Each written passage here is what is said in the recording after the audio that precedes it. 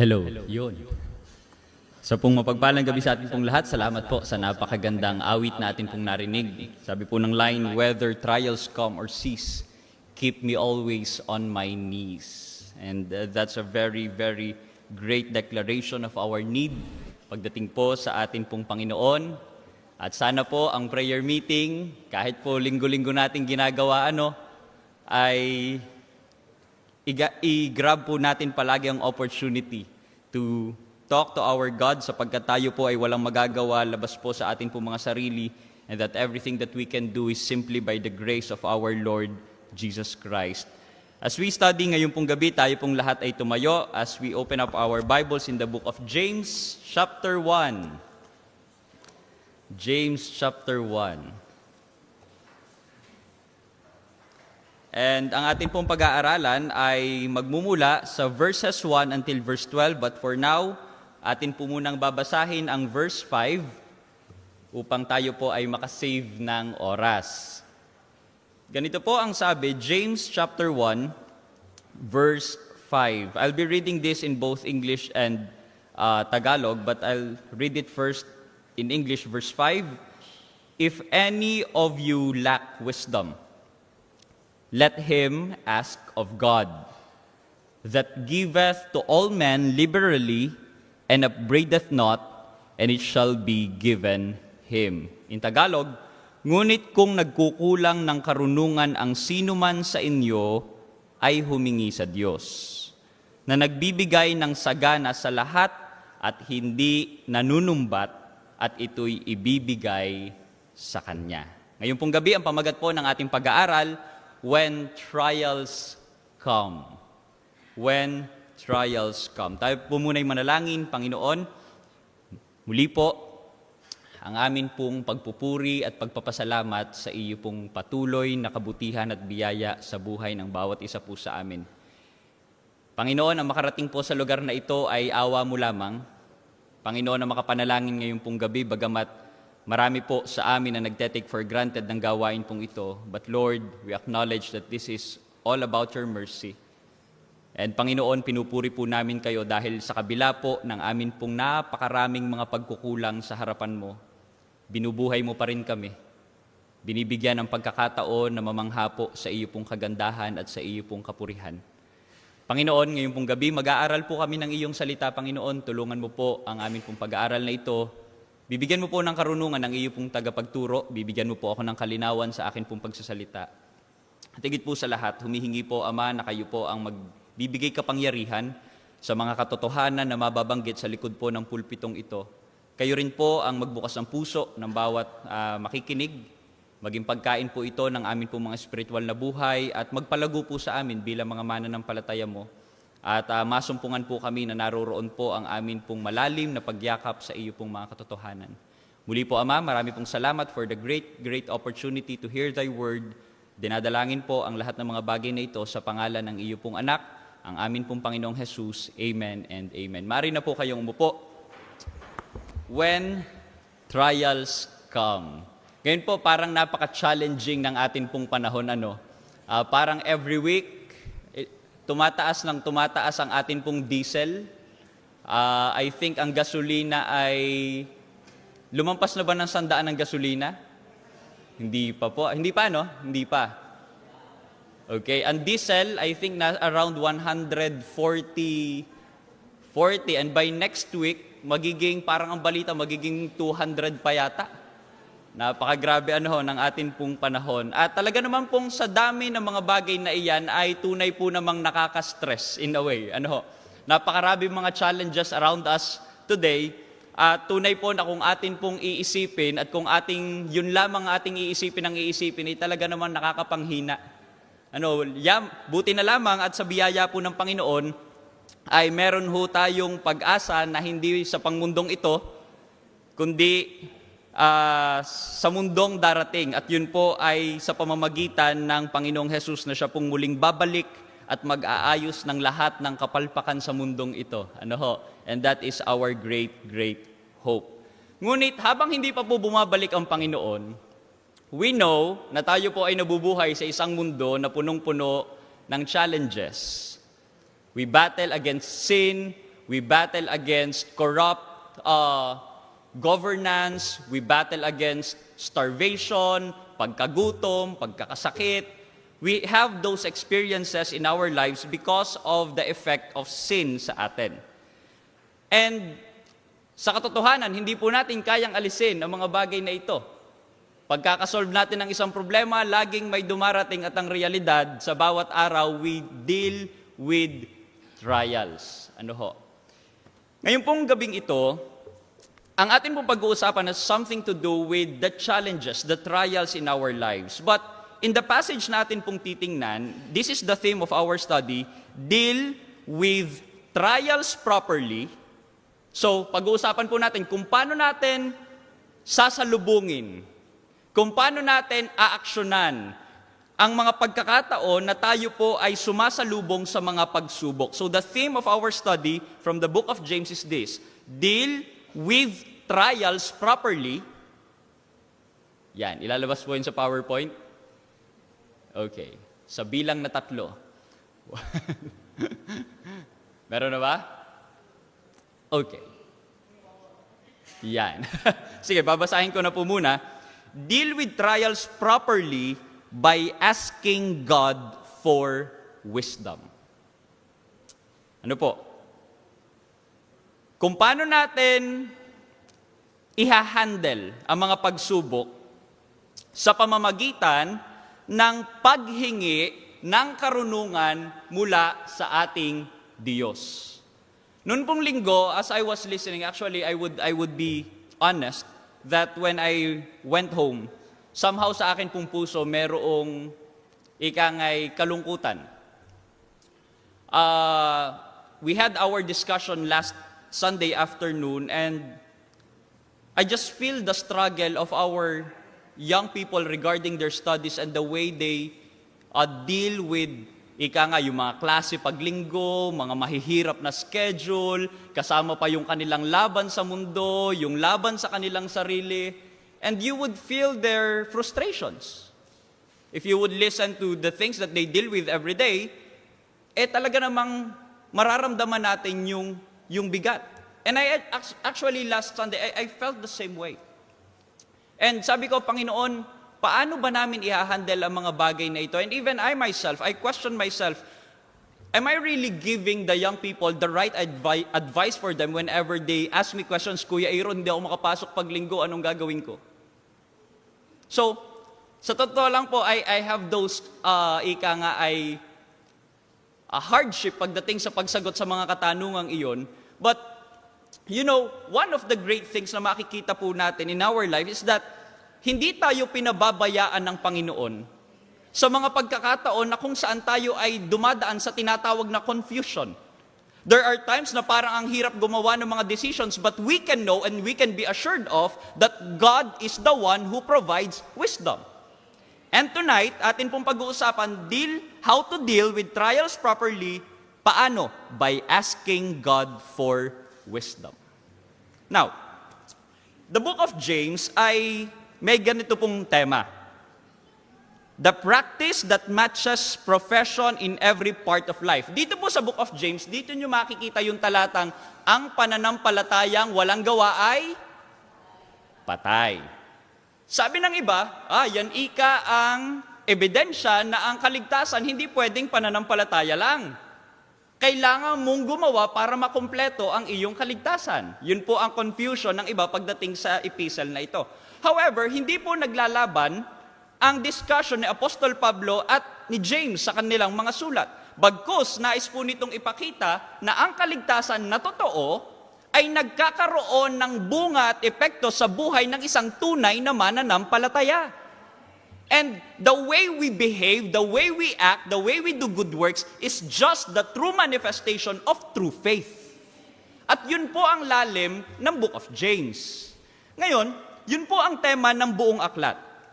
But, sa kabila po ng temang yon na parang tumatawag po sa atin na ang kaligtasan pala dapat may gawang kasama.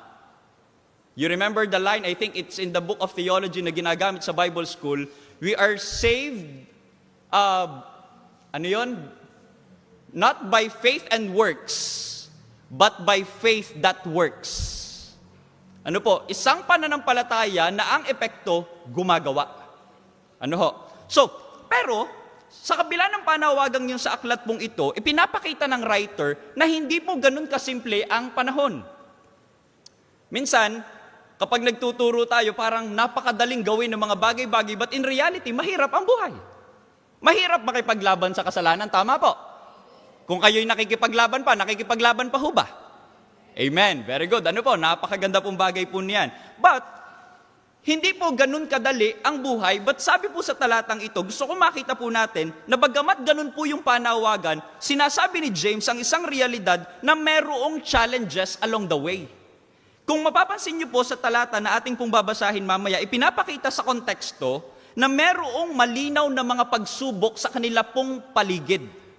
Tinatawag silang gumawa, maging faithful, pero ang malinaw sa talatang ito, maraming challenge.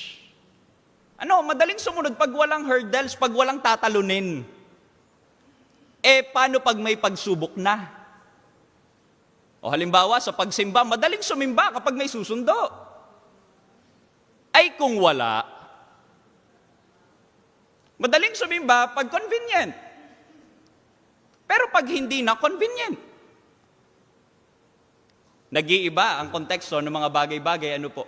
So, what I mean to say is that this writing, this challenge na ikaw ay mamuhay according to your profession ay hindi po ganun kadali. Hence, James took time to teach believers as to how they are supposed to handle trials. Tinuruan ni James ngayon ang mga sinusulatan niya ng mga believers kung paano nyo i-handle ng tama ang pagsubok. Kayo po ba'y may mga pagsubok na iniisip ngayon?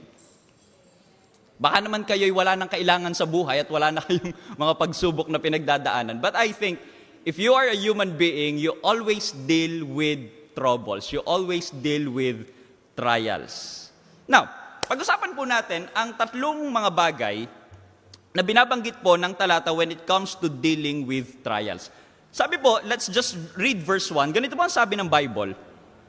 James, a servant of God and of the Lord Jesus Christ, to the 12 tribes which are scattered abroad, greeting.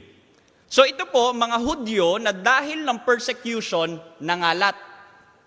Ang term po, if you would remember the term diaspora, means dispersion.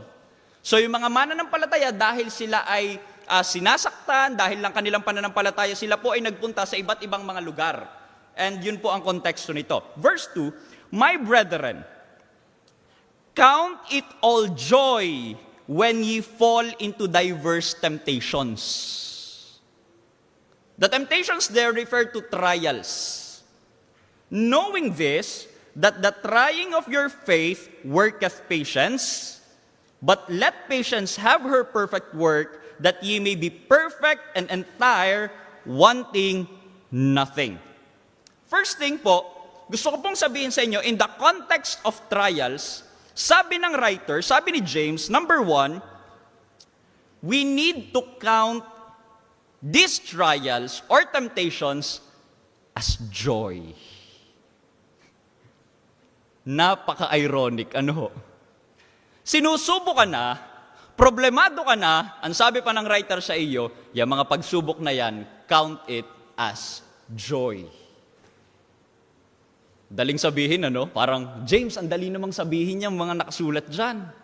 Pero sabi niya, count it as joy. And the first point, actually, na gusto ko pong dalhin ngayong gabi as we read the passage, number 1, okay. God desires that believers count trials or trying circumstances as joyful opportunities for growth. What we mean to say, gusto ng Diyos na ang mga mananampalataya, pagdating sa pagsubok, i-take yung mga pagsubok na yon as masayang pagkakataon upang sila'y lumago. Yun po ang sabi ng talata. Hindi ko po yan suggestion. That's the wisdom from God's Word. Sabi po ng verse 2, James Brethren, count it all joy. So it says here, James encourages believers to have the right perspective during trying situations. First, we need to get our mindset straight.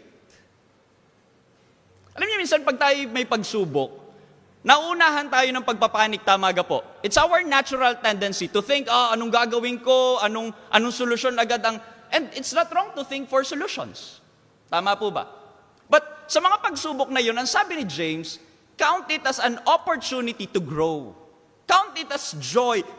If you are persecuted, kagaya po ng konteksto ng talatang ito, if you are persecuted, that's an opportunity for you to grow.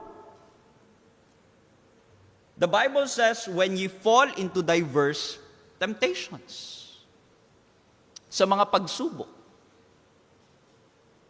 we think right away sa mga pagsubok na ito to be so negative agad-agad. Then, at the end of the day, we find ourselves so depressed, so defeated. To the point na ayaw na nga nating sumimba dahil ang lungkot naman ng buhay ko, ang dami kong problema, hindi ako makabangon, para bang pinabayaan na ako ng Panginoon. Tapos kakanta pa yan, maririnig pa sa karaoke ng kapitbahay, natutulog ba ang Diyos? But you know, sabi ni James, if you are persecuted, if you are undergoing trials, you have to take it as an opportunity. Take it with joy. Another opportunity. On the second line, in verse 3, knowing this, bakit daw? Kasi ang hirap, masaya yan. But sabi ni James, nagpatuloy si James by telling why. Ano bang mapapala namin sa mga pagsubok na yan? Pagdating sa verse 3, ganito ang sabi niya, knowing this, that the trying of your faith worketh patience. Gumagawa daw ng pasyente. Hindi. Gumagawa po yan ng, ano ba sa Tagalog ang patience? Nasaan yon? Okay, pagtitiis. Dalawa lang yan eh. Pagka mali ang take mo, magiging pasyente ka talaga. Diba? But you see, may purpose pala kung bakit dapat natin siyang i-take that as that opportunity. He points out in verse 3, sabi dito, he points out, letter B, he points out that God has His great intention. Kaya pala pwede akong maging masaya kahit sinusubok ako dahil sa likod pala ng pagsubok na yon, alam ko na ang soberanong Diyos may intensyon. And here's the good thing about our God. Wala siyang nilalayong masama para sa iyo. Yes, things around you can be negative. Pero isa lang ang malinaw, yung hindi nagbabagong Diyos na mabuti, still has His great intentions for you, whether it be on the negativest of the situations in life. Pasensya na po kayo sa English ko, ginawa ko na lang po yun. And that's our great comfort. Sabi ng talata in verse 3, faith is tested in order for us to gain patience. Ano ho? Ang mga tao ngayon, lalo na mga kabataan, parang hindi masyadong pasyensoso. Ano ho?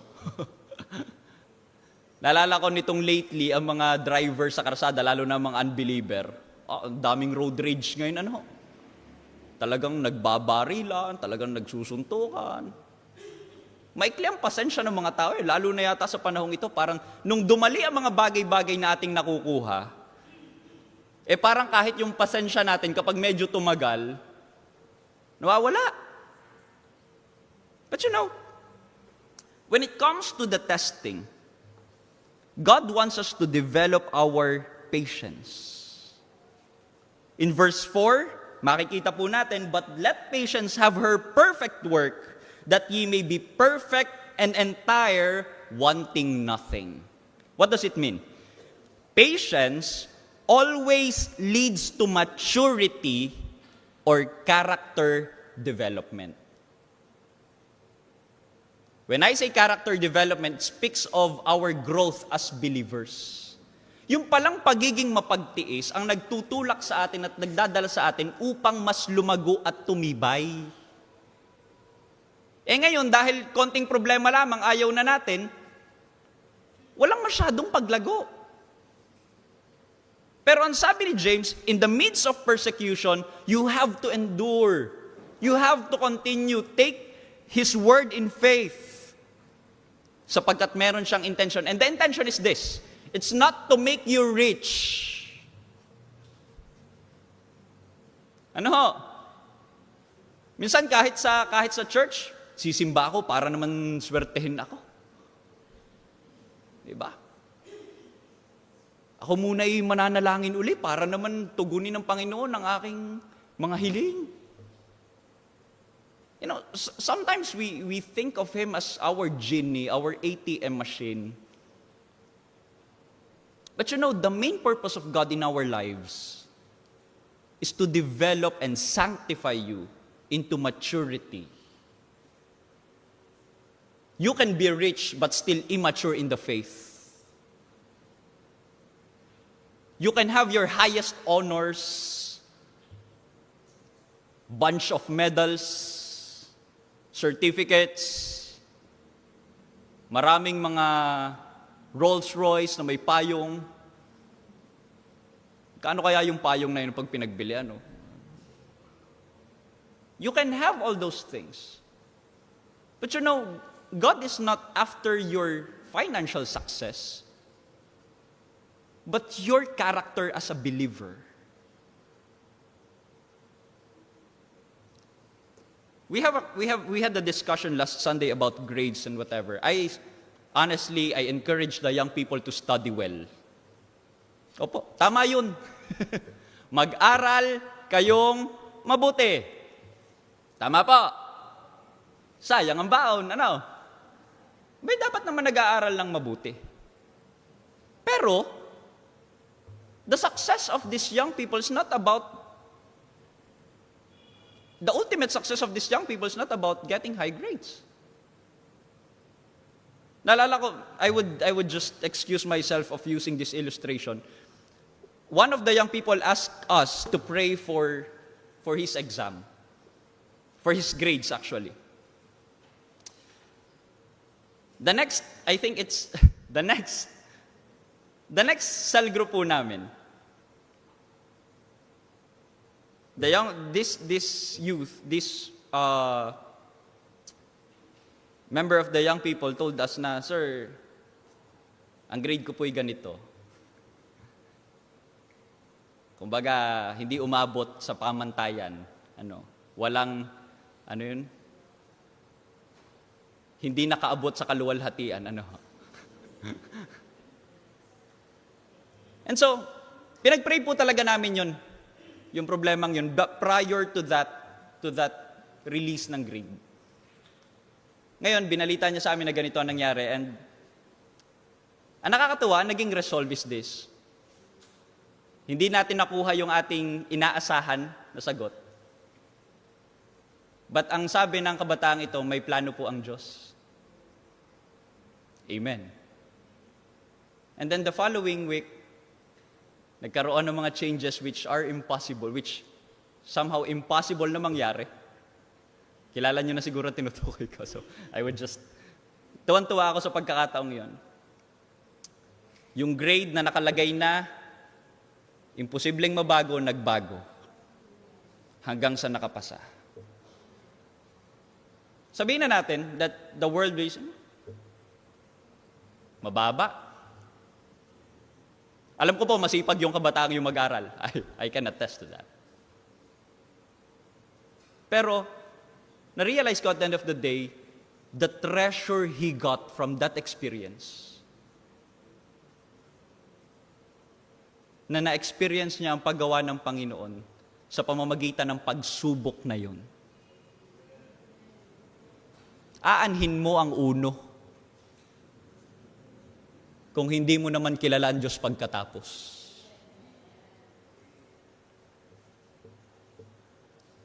Nakakalungkot We celebrate a lot for our young people who spend much time getting high grades, but has forgotten God in their lives.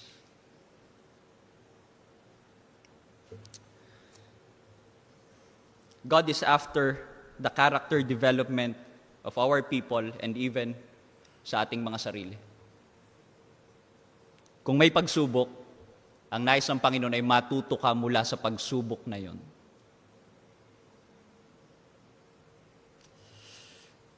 He has His great intention, so we can then speak, we can then desire, Panginoon, I can count these things as joy. Why? Because I know that you have a plan. Kayo po ba'y may pagsubok na pinagdadaanan ngayon? Now, let's get our mindsets right. Let's have a good question. Panginoon, sa pagsubok na ito, ano ang gusto mong ituro sa akin?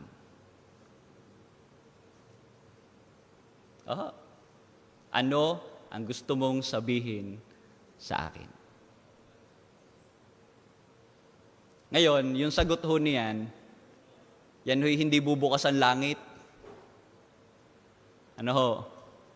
Magsasalita mula sa langit, Aaron, ganito ang gagawin mo. Hindi ho yan mangyayari. Ano ho? Magbasa kayo ng Bible. Yun ho ang sagot diyan. Now, let's proceed on the second point as we continue. So, makikita natin that God wants us to have that mindset, taking trials, taking these trying situations as joyful opportunities para lumago.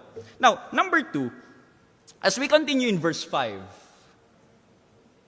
sabi ko kanina dun sa mga nasa left wing, 15 minutes lang ako. Pero 15 minutes yata lampas. Ano? Number 5, if any of you lack wisdom, let him ask of God. So binasa po natin ito kanina. For our second point, being joyful in trying situations is hard. Mahirap po talaga eh. Pero, ang sabi ng talata, but God provides wisdom to those who ask. At ang sabi ng talata, He giveth to all men liberally and upbraideth not, and it shall be given Him. God knows that we are human beings, even believers. God knows that human beings, even believers, letter A, alam ng Diyos na nagkukulang tayo ng karunungan. Kaya nga iniutos ito. Kung tayo'y magagaling ng lahat, hindi na tayo hihingi. Ay hindi nga tayo magaling. Kaya nga, alam yun ng Diyos. So, He knows that. And letter B, but He promises to provide wisdom generously. Yun ang sabi ng talata. The word liberally, it means generously. If you lack, I can give you an abundant supply of wisdom.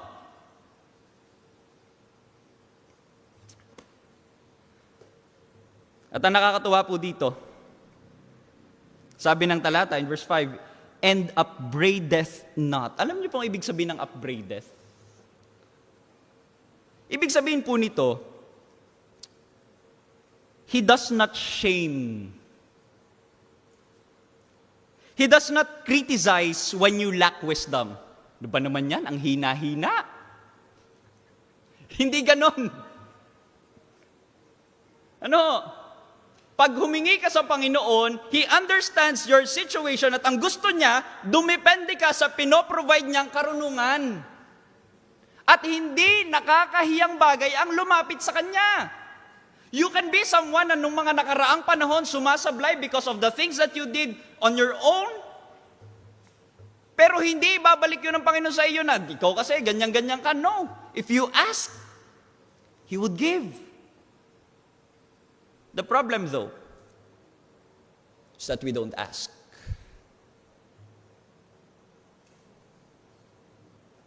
Kapag sinusubok ang ating pananampalataya, most of the times we don't ask. Panginoon, ano ang plano mo dito? No. But ang nais ng Panginoon, mga minamahal, and this is a comfort for us, hindi niya tayo minamak. Ang comfort ng Panginoon dito, yes, now that you are asking me wisdom, I will give you. Generously. Ngayon, ang tanong lang, bakit maraming mga mananampalataya lumalakad na parang walang karunungan? Salangan sagot, di rin nahingi. Ay pangako ng Diyos eh. Ay dalawa lang na nagsisinungaling diyan, alangang ito. Ano po? Alam niyo ba, by the way, let me just give you a definition of wisdom. Wisdom is this. Wisdom is the skill in living life. Kaya po, pasok yung tema ko sa Christian ethics eh. Okay. Because that is the way you should behave. When this situation come, anong gagawin ko? At ang sabi ng talata, when you ask Him, He will tell you. He will show you. Ano po? Yun yung magandang pangako. Mga kabataan, kung namang problema kayo, Kuya Aaron, anong gagawin ko kapag ganito ang sitwasyon ko? Ask God for wisdom. Magbibigay siya. Ano? By the way, yung wisdom po dito, wisdom po sa pag-handle ng situation. Ano? Ako po'y naniniwala na ang Panginoon din na nagbibigay ng karunungan sa exams, pero iba po ang tinutukoy ditong wisdom. Ano? It's the wisdom kung paano nyo i-handle ang situations na inyong kinakaharap. At yun ho ang pangako ng Diyos. May gayon naman pala eh. Ano kayo minsan na problemado kayo, tapos nung matapos ng lahat, biglang may dumating sa iyo, are ang solusyon, ay may gayon naman pala eh. Minsan nga lang, hindi ho natin nakikita agad-agad ang ganito mga bagay, but God has His promise. May trials po ngayon? Ang sabi ng Bible, humingi ng karunungan. Nahingi ho? Nahingi. Ako ho ay may mga mahal sa buhay na hindi pa nakakakilala sa Panginoon. Ako po'y pinapersecute, things like that. Panginoon, anong gagawin ko? Ask God. Ako po'y nahihirapan sa aking mga subjects, hindi ko mabalanse ang pag-aaral at ang ministry. Ask God for wisdom. Yung anak ko po, hindi ko maturuan, ang tigas ng ulo. Ask God for wisdom. You know, napakadali mag-complain eh. Pero nakakalimutan natin yung una dapat nating gawin. Lumuhod muna. When trials come or cease, keep me always on my knees. Lord, I need you. Believers, letter C, just need to ask God for it and take Him at His word. At ang sabi ng talata, tingnan niyo po as we continue. But let him ask in faith. Abay kung hihingi, humingi ng may pananampalataya. Ano? Nangako na nga siyang magbibigay. Ano? Yung ayuda ba na de-delay? Hindi ko alam kung napapako din yung mga pangako ngayon. I don't know. Pero ito ho, yung may-ari ng universe na bumubuhay sa iyo araw-araw, ang sabi, magbibigay ako sa iyo. Pero inuutos niya lang sa atin, ask in faith, nothing wavering, for he that wavereth is like a wave of the sea, driven with the wind and tossed. 7, for let not that man think that he shall receive anything of the Lord. A double-minded man is unstable in all his ways. Ang sabi ng talata, as I summarize these things, believers just need to ask God for it and take Him at His word. Trust Him. Pag humingi, magtiwala. At kapag hindi sumang-ayon sa gusto mo mangyari, magtiwala pa rin. Ano? Minsan ay pagsala sa ibinigay sa atin, pinabayaan na ako ng Panginoon. Hindi. May planong iba sa iyo ang Diyos. Yun. Pagtiwalaan lamang natin siya. You see, as we continue in verse 9, bibilisan ko na po. Verse 9. let the brother, ito yung interesting dito. Verse 9, let the brother of low degree rejoice in that he is exalted. 10, but the rich. So meron ngayong mahirap at mayaman. Sa totoo lang po, dito ako medyo nahirapan. Sabi ko, anong significance nito? In verse 10, but the rich in that he is made low, because as the flower of the grass, he shall pass away. For the sun is no sooner risen with a burning heat, but it withereth the grass, and the flower thereof falleth, and the grace of the fashion of it perisheth, so also shall the rich man fade away in his ways. Now, James gave an illustration. Actually po, itong bahaging ito is an illustration. James illustrates how trials appear in real life,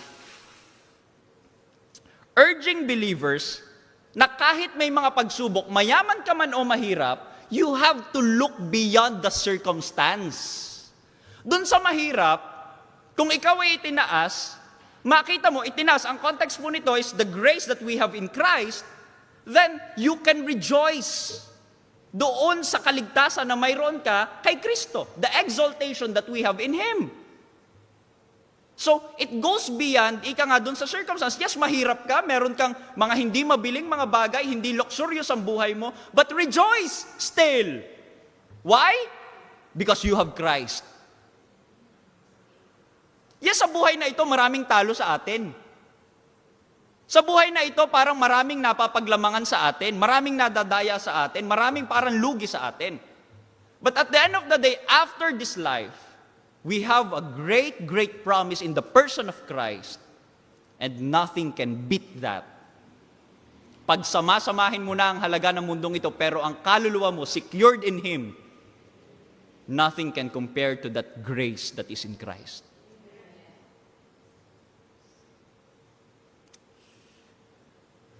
So, to the poor, they can rejoice.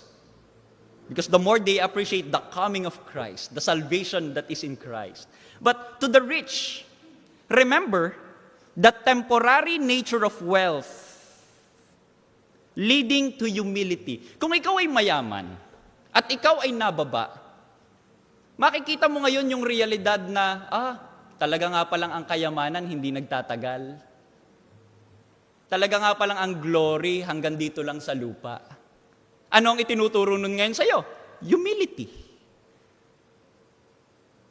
Na ang mga pinanghahawakan mo, hindi mo talaga pwedeng ipagmalaki. Your positions, you are somebody in the society, those things will fade. At ang gusto maintindihan ng Panginoon para sa iyo is that you get humble.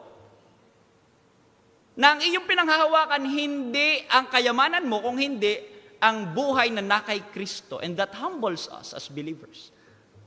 Kaya nga sa church, makikita nyo, yes, merong mga pinagpala sa atin ng kayamanan, merong hindi masyado. But at the end of the day, we have a common denominator. Walang somebody dito. We are all people saved by grace, na ang ating identity nasusumpungan lamang natin kay Jesus. Sinong pwedeng magmalaki? You can be the richest, you can be the poorest. But at the end of the day, you will give account to the riches that you have. Ang circumstance mo bilang isang tao ay mahirap, but still, you would give account on the situations that you have. Both of us would give account. So, we need that wisdom. Kung tayo mahirap, dapat maging marunong tayo kung paano pa rin magiging faithful. Kung tayo mayaman, dapat nag-iisip pa rin tayo, matuto pa rin tayo kung paano tayo magiging faithful at magpapatuloy. Ano ho? So that's the point. Ngayon, going to the last part of the passage in verse 12.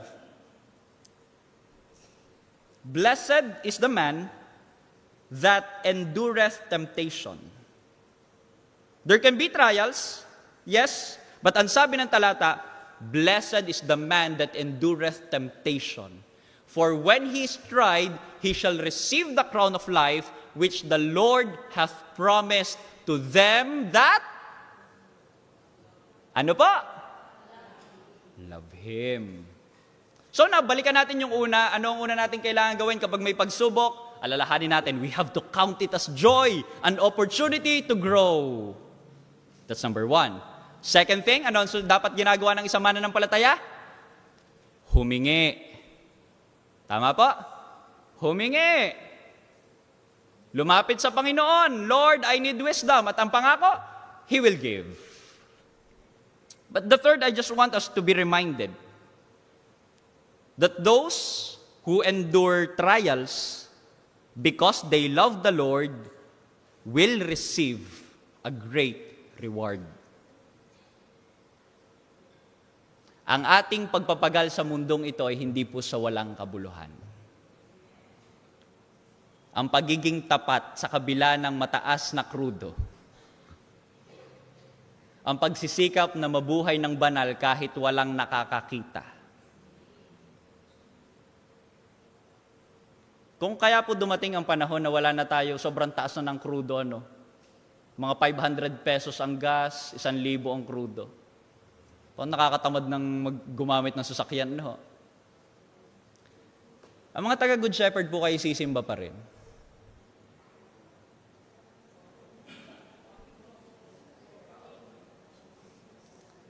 Ang mga taga-Good Shepherd kayo handang maglakad para lang makasamba.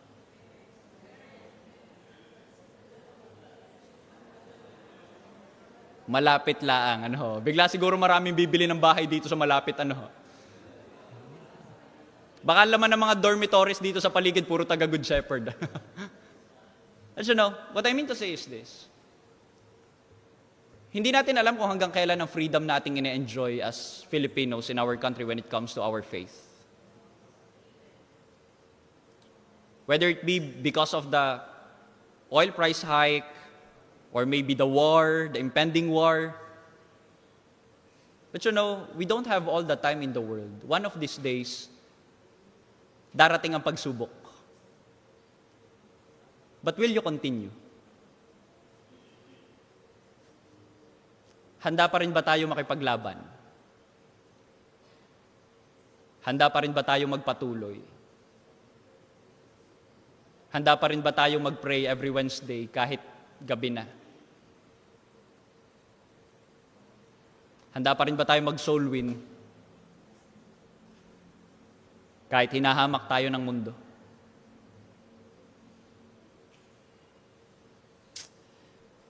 As you can see in verse 12, no matter the situation, staying faithful is always worth it. Ano pa man ang sitwasyon, ang katapatan sa Panginoon ay palaging hindi kayang tumbasan ng kahit anong bagay sa mundo. It's worth it. It's rewarding. And I hope ang puso ng mga mananampalataya, you find your reward not in financial success, not in the glories that we can have, the titles that we enjoy in this life. No. Walang ibang kagalakan sa atin kung hindi ang masunod ang kalooban ng ating Diyos. Letter B, true endurance, sapagkat meron pong maling endurance. Do you believe that believers can continue kahit mali ang kanyang purpose? They can somehow. Totoo po yun. Lagi ko pong binabanggit sa mga taga-choir, sometimes ministry can be a source of personal glorification. And that's very dangerous, tama po ba? Minsan, pag lagi ka nakatayo sa una, nakakatakot yun Bakit? There's glory in that.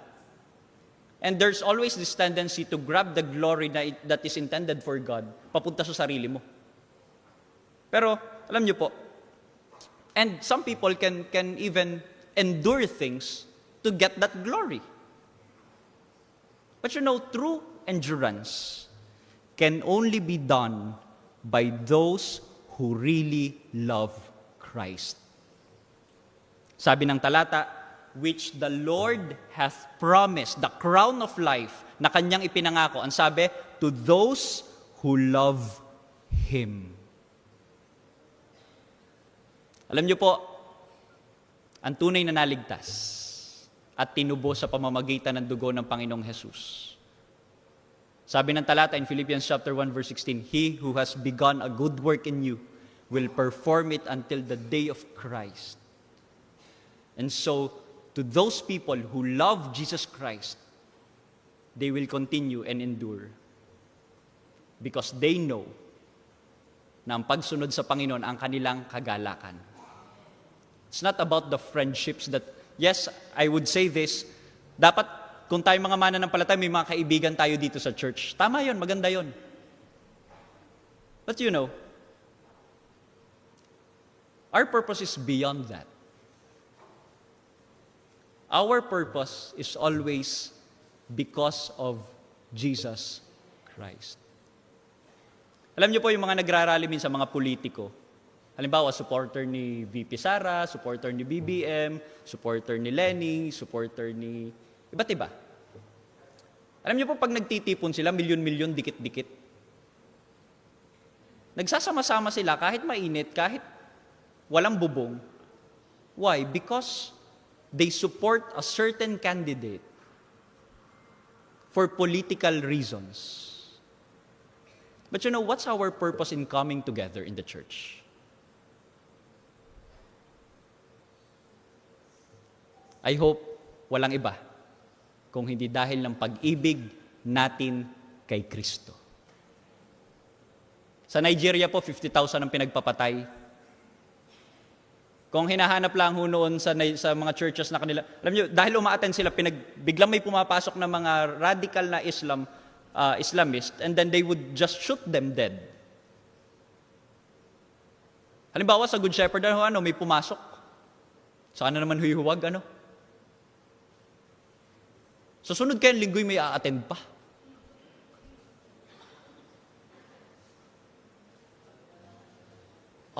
Brother, mahal ko pa ang buhay ko. Pero alam nyo, what's interesting to me is this.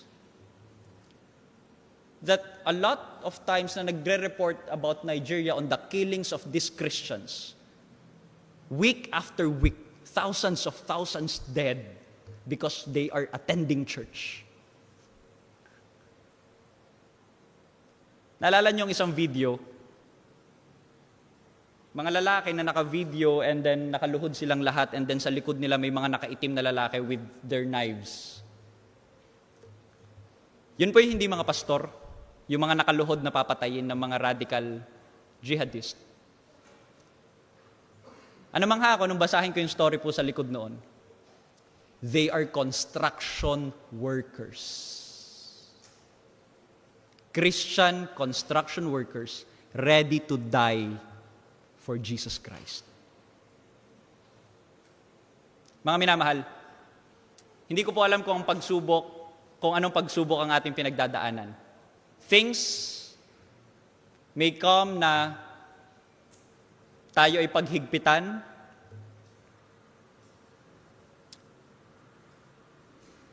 iba't ibang mga trials sa maring darating sa ating pong buhay. But sana po mga minamahal, i-take natin ang mga pagkakataong ito bilang pagkakataon na subukin ang biyaya ng ating Panginoon na sagana niyang ibinibigay sa sino mang humihingi. May mga pagsubok at marahil may mga pagsubok na dadating. But what's the point of the message? Count it as joy. Trust Him. Ask Him. Bakit? Dahil mahal ko sino? Si Kristo. Two reminders. Number one, always look for the divine purpose in every situation. Problemado kayo? Hindi umaayon ng mga bagay-bagay sa gusto natin? Always look for the divine purpose. Panginoon, anong gusto mong maintindihan ko? Panginoon, nahulog ako, nag-aral naman ako, nag-pray naman ako. Anong gusto mong maintindihan ko? Panginoon, may sakit ako, tagal ko na nagpe-pray. Bakit hindi pa rin ako gumagaling? Panginoon, anong gusto mong maintindihan ko? Gusto ko pong humakbang ng tama sang-ayon sa kalooban mo. Number two, God has promised us the provision of wisdom. We just have to take Him at His word. Kung humingi tayo, magtiwala tayo. Panginoon, ito ang sagot mo, nagtitiwala po ako sa iyo. And we know that He has good intentions and we can then trust His workings in our lives. When trials come, nawa po ay umakto tayo ng tama. Have the right mindset. Ask Him. Bakit? Dahil mahal ko si Jesus. Tayo po'y manalangin, Panginoon, we praise you for the opportunity to hear Thy word. We praise you, Lord, for the great reminder that you have good intentions for your sons and daughters. And then we can trust you in your word. Lamang, Panginoon, kami po ay iyong paalalahanan sa mga katotohanan ito. We always have the tendency to deal sa mga bagay-bagay sa buhay namin sang-ayon po sa sarili naming karunungan. But Lord, palagi mo pong i-remind sa amin that we are weak and that we need to depend on your divine wisdom. Sa mga pagkakataon naman na kami po'y sinusubok ng pagkakataon, tulungan mo po kami na magtiwala ng lubos. Manatiling tapat sa kung ano po ang nais mo para sa amin. Hindi dahil sa kung anumang rason, kung hindi dahil po ng pag-ibig namin sa amin pong tagapagligtas. Panginoon, mahal po namin kayo. At nais po namin paglingkuran po kayo sa abot po ng amin pong makakaya at ng amin pong buong buhay. Kaya po, Ama, sa amin pa lamang pang-araw-araw na pagsalubong sa mga hamon, maging pagkakataon din po ito upang lalo ka po naming makilala, lalo ka naming ibigin, lalo ka naming pagtapatan. Muli po, Ama, marami pong salamat for the time. Dalangin po ang lahat ng mga bagay na ito sa pangalan ng iyo pong anak, ang amin pong Panginoong Jesus. Amen and amen.